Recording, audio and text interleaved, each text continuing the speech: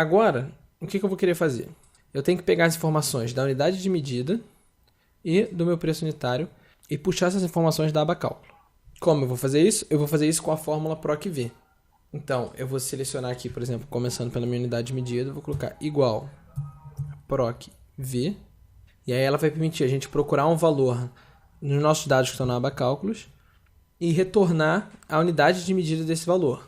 Então, lembrando que a gente viu a sintaxe dela, a gente vê em valor a gente escolhe primeiro o valor procurado, que é a minha mercadoria, ponto e vírgula, minha matriz tabela, ou seja, da onde eu vou pegar essas informações da minha aba cálculos. Então, eu venho aqui, cálculos, seleciono a minha tabela inteira, não precisa selecionar os cabeçalhos. Eu vou até selecionar um pouco aqui para baixo, para caso a gente acrescente algumas células até 33 novamente. A gente não tem problema.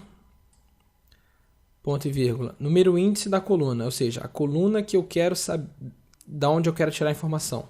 Essa é a minha primeira coluna da tabela que eu selecionei, essa é a minha segunda, minha terceira e minha quarta. Então, minha quarta coluna, então esse valor é 4, ponto e vírgula, e aí procurar intervalo. Se eu quero correspondência aproximada, lembra que isso aqui a gente usa basicamente para valores numéricos, em casos muito específicos, então quase sempre a gente vai usar aqui falso, correspondência exata. E aí ou a gente clica 2 vezes aqui no falso e ele aparece falso, ou então simplesmente a gente coloca aqui o valor de 0, que o Excel vai reconhecer como sendo falso. A gente aperta, a gente dá Enter. Agora ele puxou tudo para baixo. O que aconteceu? Estão vendo aqui que a gente tem alguns valores aqui que ele não está encontrando. Por quê? Porque olha só, aqui a minha matriz é do cálculo J5MT3. Quando ele puxou tudo para baixo, ele foi descendo a minha matriz. Eu não quero que ele faça isso. Então a gente vem aqui, trava a célula, a gente clica nela, F4, travou tudo, F4, travou tudo. E é exatamente o que eu quero. Agora eu dou OK.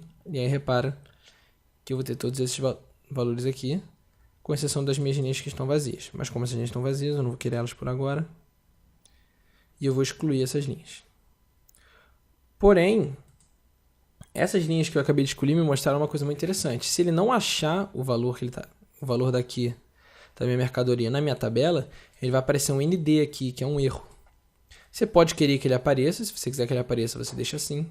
Mas no meu caso eu não vou querer que apareça. Então o que eu vou fazer para ele não aparecer? Eu vou usar uma outra fórmula, a fórmula se erro. E como funciona? A gente coloca se erro, é o nome da fórmula. E aí dentro dessa fórmula eu vou ter o valor que eu quero na célula. Então esse valor aqui é a fórmula que eu quero que a minha célula tenha. Essa fórmula aqui. Ponto e vírgula. Se isso aqui for erro, eu quero que ele apareça alguma outra coisa. Eu vou querer que ele apareça vazio. Então é só colocar 2 vezes aspas duplas.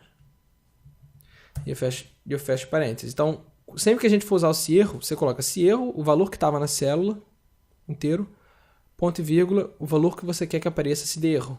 Ou seja, se ele não encontrar aquela mercadoria na nossa aba cálculos. Então agora que eu aperto Enter, ele atualizou tudo. E agora está perfeitamente. Tanto que se eu inserir aqui embaixo uma linha, repara, ele está ficando vazio, mesmo não encontrando o meu valor. Tanto que se eu tirar a fórmula se erro, ele vai me retornar aquele erro n/d que a gente viu da outra vez, tá vendo? Então agora eu vou dar Ctrl Z para a gente voltar à nossa fórmula certinho. Ok, agora eu quero o preço unitário, que também está na nossa tabela de cálculos, e é exatamente essa mesma fórmula que a gente vai usar, só que ao invés de retornar a minha coluna 4, que é a coluna de medida, eu vou querer que ele me retorne a coluna de preço unitário. Vou vir aqui na minha linha E, vou selecionar a minha fórmula inteira. Repara que eu estou selecionando a fórmula, não estou selecionando a célula. Ctrl C. Venho aqui na minha coluna G, Ctrl V. E aí, repara que ele vai aparecer a minha unidade, porque eu ainda estou com a coluna 4, agora eu vou lá conferir qual é a minha coluna do preço unitário. A minha primeira coluna é de produtos, a segunda preço de compra unitária e a terceira compra de venda unitária. Como ali eu estou fazendo compra de mercadorias, eu quero preço de compra unitário. Então é a minha segunda coluna. A gente agora volta na nossa compra de mercadorias, vem aqui e muda esse valor para 2. Aperta Enter. E repara que todos os nossos valores são atualizados. E agora se eu coloco aqui, por exemplo, alguma porcentagem, ele realmente faz o cálculo já com o meu desconto inserido ali. Então se eu vier aqui e colocar 10, ele me dá 10% de desconto. E aí agora eu venho, da mesma forma que eu fiz na nossa planilha de despesas, eu vou tirar as linhas de grade, porque eu acho que fica mais limpo o visual. Essa nossa aba aqui está praticamente completa. A única coisa que eu vou fazer, eu vou colocar aqui embaixo também um totalizador. Eu vou vir aqui embaixo e vou colocar total de compra de mercadorias. E aí, aqui eu vou colocar igual a soma dessa minha coluna inteira aqui do valor pago. Agora eu formato isso em valor monetário, aumento e coloco em negrito, mudo a cor da letra. E agora eu vou querer colocar borda também, então vou vir aqui em mais bordas, vou selecionar uma borda azul escura, e vou colocar uma borda em cima, uma borda embaixo, só para dar realmente uma estilizada na minha compra de mercadorias. Agora o que vai ser interessante para a gente também fazer é pegar esse valor de compra de mercadorias e jogar na nossa aba de despesas. Por quê? Porque aqui a gente vai ter todas as nossas despesas concentradas. Então eu vou vir aqui embaixo e vou simplesmente copiar isso daqui, vir em despesas, colar aqui embaixo. Repara que ele veio até aqui, eu vou limpar essas duas células aqui. Ele passou da minha última coluna, então eu limpo essas duas. E agora aqui, para eu não fazer o cálculo de novo, eu simplesmente coloco igual ao meu valor em compra de mercadorias.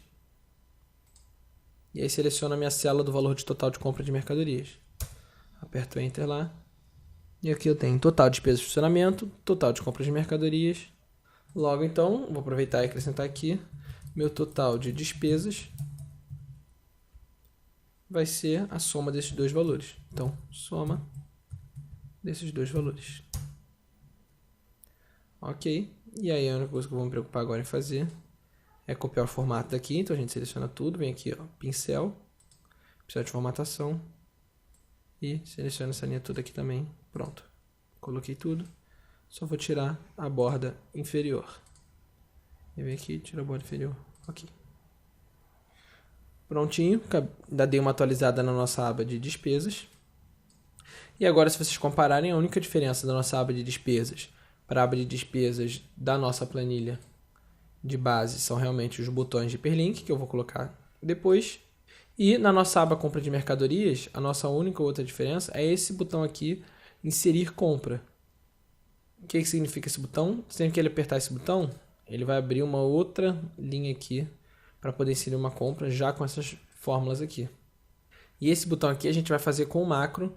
Então eu vou deixar isso aqui um pouco mais para frente. Por enquanto a gente vai deixar a planilha assim mesmo. Então por essa aula a gente vai ficar por aqui. Na próxima aula a gente vai começar a trabalhar em cima da nossa aba de investimentos. Valeu e até a próxima aula.